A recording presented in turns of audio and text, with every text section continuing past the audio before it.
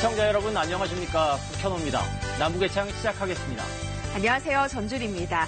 오늘 주요 소식부터 보시겠습니다.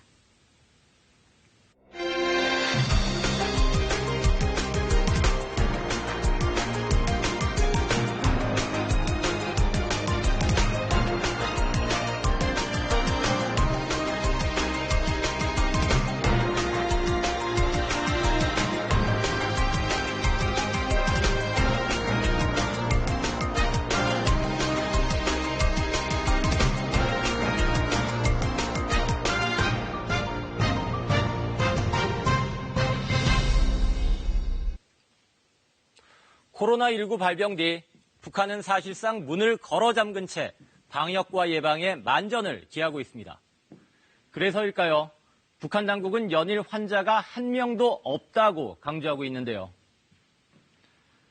하지만 약품 등이 부족해서인지 민간요법에 의존하는 모습도 엿보입니다. 이런 상황에서 미국이 국제사회에 대북 지원을 촉구한 데 이어 직접 지원에도 나서겠다는 뜻을 밝혔습니다. 북미 대화 재개에 영향을 미칠 수 있을지 주목됩니다. 이슈의 남반도 정은지 리포터입니다. 마스크를 쓴 북한 주민들이 광명성저를 맞아 김일성, 김정일 동상에 헌화합니다. 코로나19 여파에도 참배 행렬이 이어졌는데 올해는 이례적으로 마스크를 쓴 주민들이 여럿 보였습니다. 고귀한 혁명상례를 가슴 뜨겁게 되새기며 위대한 수령님들의 동상에 꽃바구니와 꽃다발, 꽃송이들을 진정하고 삼가 인사를 드렸습니다. 코로나19로 긴장하는 북한 주민들의 모습은 일상생활에서도 포착됐습니다. 식당 종업원들이 마스크를 끼고 손님들을 응대하는가 하면 우리 식당에서는 봉사 환경을 개선하고 봉사 조직을 짜고들고 있습니다. 마스크를 착용한 채 체육 행사에 참여하고 가족 나들이를 즐기는 모습을 보였습니다. 온 가족이 지금 여기 유원지에 와보자기로 해서 왔습니다. 지금 신형 코로나 바이러스 감염증이 세계 여러 나라와 지역으로 급속히 전파돼서 많은 인명 피해를 발생시키고 국제사회를 끊임없이 긴장시키고 있습니다. 조선중앙TV는 코로나19 관련 소식을 연일 주요 뉴스로 전하고 있습니다. 한중일 상황, 특히 한국의 확진 환자 수와 감염 경로 등을 자세히 다뤘습니다. 한편 남조선에서는 새로 추가된 15명의 감염자들 속에서 11명이 31번째 감염자와 접촉한 사람들이며 그들 속에는 11살 난 어린이도 있다고 합니다. 북한 당국은 감염 확산 우려를 경고하면서도 여전히 북한 내에선 확진 환자가 없다고 강조하고 있습니다. 우리의 보건복지부 장관격인 보건상이 직접 TV에 출연해 북한 내 감염자는 물론 의심 환자도 없다고 밝혔습니다. 다행히도 오늘까지 아직은 우리나라에서 신형 코로나 바이러스 감염자가 나타나지 않았습니다. 그러나 조금이라도 방심해 두거나 각성을 늦춰 한두 명의 감염자라도 발생한다면 이것이 큰 재앙적인 효과로 번져질 수 있습니다. 세계보건기구 WHO도 평양에 있는 사무소와 계속 정보를 교환하고 있다면서 북한의 확진 사례를 보고받은 적이 없다는 입장을 유지하고 있습니다.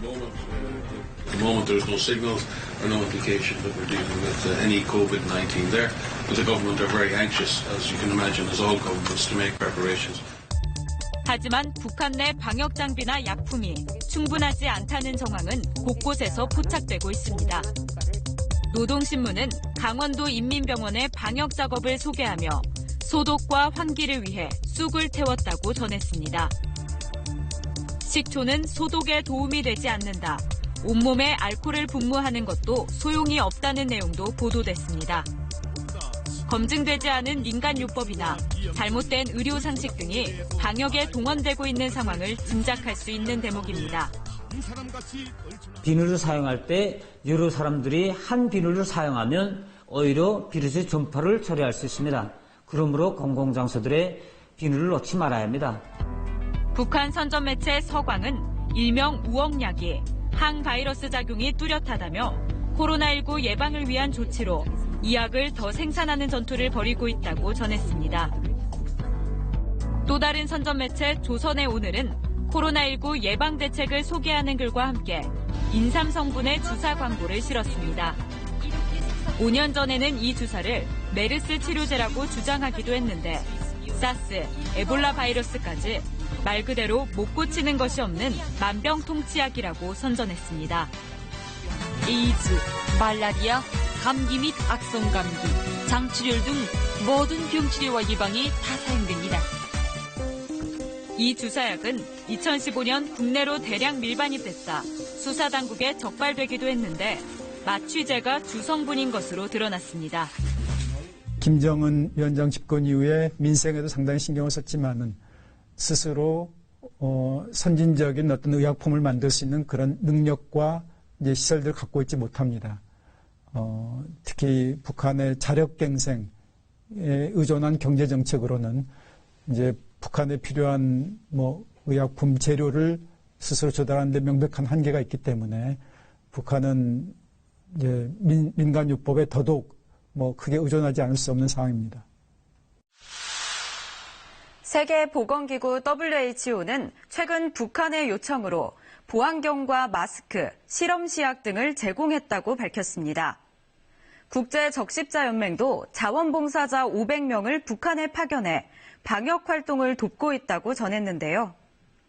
이런 가운데 미 국무부에 이어 재무부까지 북한 내 코로나19 방역을 위한 국제사회의 지원을 돕겠다고 밝혀 북미 관계에는 또 어떤 영향을 미칠지 주목됩니다. 지난 13일 발표된 미 국무부 대변인 명의의 성명입니다. 북한 내 코로나19 확산을 방지하기 위한 국제지원단체의 노력을 강력히 지지한다. 미국은 이 기구들의 대북 지원 승인이 신속히 이뤄지도록 준비돼 있다는 게 주요 내용입니다. 폼페이오 국무장관도 자신의 트윗에 국무부 성명 내용을 올리며 지지 의사를 밝혔습니다. 대북 제재 국면이지만 전염병 대처를 위한 인도적 지원만큼은 신속히 하겠다는 뜻으로 읽힙니다. We still remain engaged and hopeful that we can have a conversation about how to get the denuclearization that Chairman Kim promised to President Trump back in 2000. 미 국무부에 이어 대북 제재에 키를 쥐고 있는 재무부도 한 목소리를 내놨습니다. 대응 방침을 묻는 KBS의 질의에 북한 내에서 코로나19 방역과 관련해 국제지원단체, 보건기구들을 지원하는 데 전념하고 있다고 밝혔습니다. 국무부처럼 공식 성명을 낸 건 아니지만 질의에 답하는 형식으로 대북 지원 활동을 적극 돕겠다고 한 것은 이례적입니다. 기본적으로는 현상을 유지하고 그것을 관리하는 것에 초점을 두고 있는 것으로 보입니다. NGO에 대한 지원과 관련해서 과거에 비해 조금 더 여유 있게 이 문제를 다루겠다라고 하는 입장을 발표한 거고요. 이 부분은 사실 인도주의적 지원과 관련해서 미국 정부가 특별히 현재와 같은 상황에서 까다롭게 굴 이유는 별로 없기 때문에 그런 맥락에서 이야기를 한 것으로 보입니다.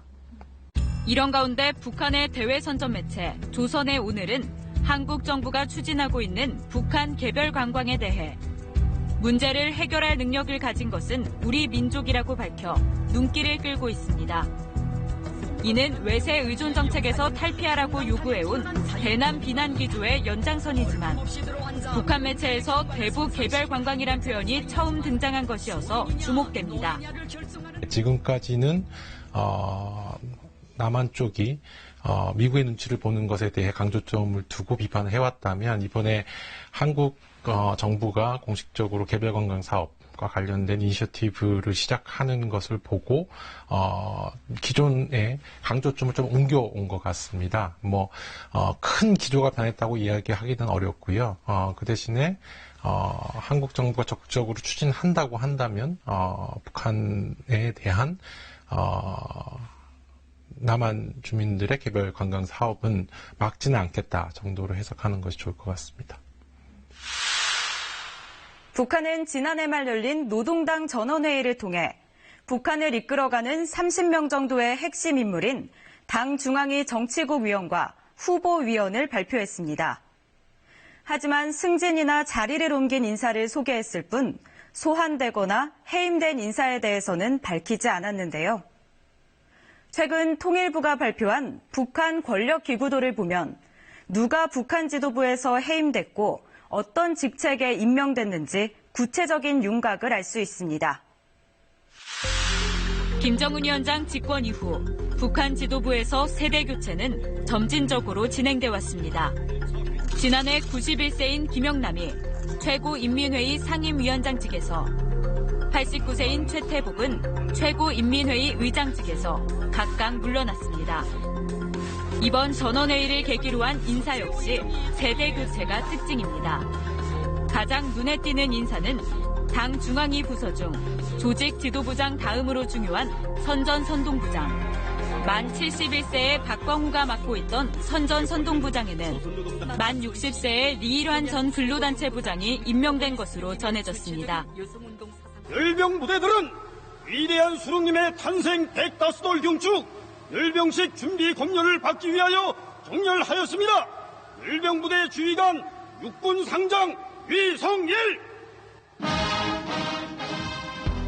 이 밖에도 2015년과 2017년 열병식을 지휘하며 눈도장을 찍은 위성일은 인민군 제1부 총참모장 겸 작전총국장에 2015년 비무장지대 목함질의 도발에 개입한 것으로 알려진 림광일은 총참모부 정찰총국장에 임명된 것으로 알려졌습니다. 전통적인 군부의 위상을 약화시키고 전문 분야 엘리트를 중용한 것도 눈에 띕니다. 노동당에서 핵미사일 개발을 지휘해온 리병철은 군수공업부 제1부부장에서 당 부위원장으로 승진한 데 이어 정치국 위원으로도 승격한 반면 트럼프 이놈은 불명 정치인이 아니라 불장난은 즐기는 불망나니 정치 깡패임이 틀림없습니다. 김정호는 인민보안상직에서 임명된 것으로 보이지만 정치국 후보위원직에 오르지 못했습니다. 김정호의 경우 이제 군부의 5대 직책 중 하나인 인민보안상직에 임명되었지만은 과거 인민보안상과는 다르게 이번에 정치국 후보위원직에 산출되지 못했습니다. 이 같은 사실은 군부의 위상이 과거에 비해 상대적으로 하락했음을 보여주는 것이라고 해석할 수 있습니다. 김정은 위원장은 전통적인 군부보다는 최첨단 무기, 전략 무기를 이제 가지고서 북한을 이제 지키겠다, 북한의 안전을 보장하겠다라는 의지가 확고하다고 볼 수 있습니다. 코로나19가 전 세계로 확산하는 가운데 미국이 북한의 코로나19 감염 예방을 돕겠다고 나섰습니다. 미국 측의 대북 지원 메시지에 북한이 응할지, 그리고 그 메시지가 북미 간의 대화 재개로까지 이어질지 주목됩니다.